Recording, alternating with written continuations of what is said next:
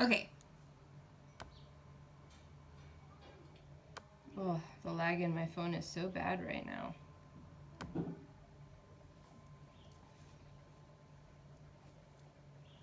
Okay, this is going to be disconcerting, but okay. All right, so we redrew the structure. We have oxygen has 2, 4, 6, 8 electrons around it, right? So now it has a satisfied octet. Or it had a satisfied octet, it still has a satisfied octet. 2, 4, 6, 8 around this carbon, 2, 4, 6 around that carbon, right? So then that means that we're going to have to do a second double bond or a triple bond. Exactly. Right, so we're going to have to put a lone pair from nitrogen into a triple bond. And so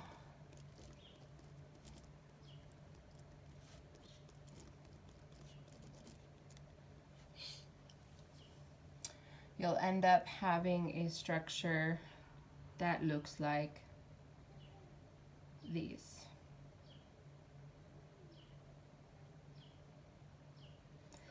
Now, every time you make a change to a Lewis structure, you want to reevaluate the structure for everything, right? Formal charge, octet rule, all of that, right? Because it's very easy to do something that looks like it's going to be right, but then if you evaluate, you might have exceeded the octet rule or something like that.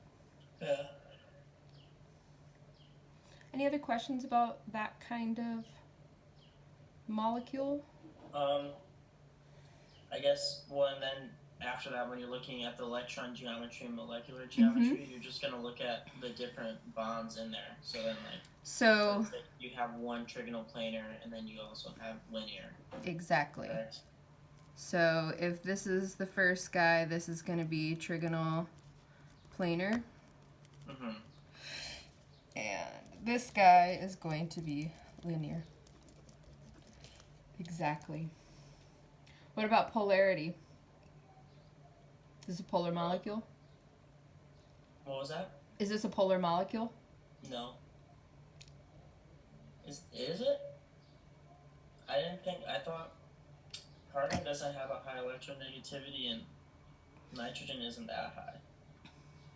So our rule of thumb for whether or not you have a polar bond is carbon and hydrogen will never be polar.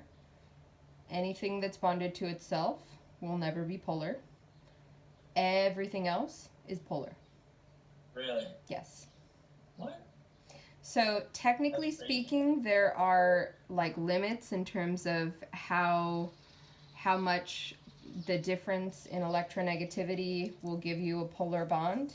But as far as I'm concerned, I don't want you memorizing the electronegativities because I think that's a waste of time. So I think it's much easier to understand who will not be polar versus who will be polar, right? Okay. Certainly anybody in row 2 that is bonded to carbon that isn't carbon is going to be much more electronegative, right? Right. So carbon nitrogen, carbon oxygen, those are very polar bonds. Carbon oxygen more so than carbon nitrogen, but still carbon nitrogen is a polar bond. Right. So would that mean like both that double bond between carbon and oxygen is polar and the carbon to nitrogen end is polar? That's correct, yeah. So you would have... Do you want us to just draw like a little like negative sign? Like that, you know, like that little like polar sign? So if you wanted to represent that, you could do a partial negative on these guys and partial positives on these guys. Sorry, you guys, there's an incredible lag in my phone to audio right now. Okay, cool. Yeah, right? That's what I was referring to. Yeah. Okay. Yes. And again, there's 2 ways that we can have asymmetry in a molecule, right? One of those is with lone pairs on the central atom. The other one is with different attached atoms, right? So here, because we have different attached atoms on each of the central atoms, right, it's asymmetric. I think it's pretty easy to see that this one's asymmetric, but just so we reviewed that a little bit.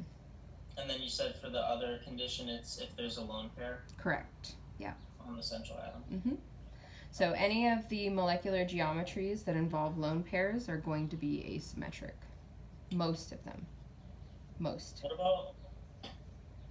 Yeah, because I was going to say, isn't that technically seesaw, like, symmetrical? No, seesaw is not, but there are some cases of linear, right, where you're going to have, obviously, there's going to be symmetry, right? Okay. So...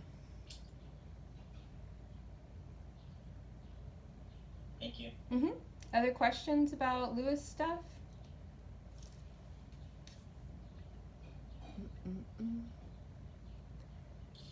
What was it that you said after carbon and hydrogen are never polar? Did you say you said like something else too is never going to be polar? Anything bonded to itself. Oh, okay. Right? So like any of the diatomics, stuff like that. So where we're going with this, guys, is in the next chapter we're going to start talking about gases. This is obviously not today, but just to give you guys heads up on where this material is going. We're going to be talking about gases, and then in chapter 10 we're going to be talking about how polar molecules lead to condensed phases, basically. So these interactions between molecules that are polar allows you to have liquids and solids.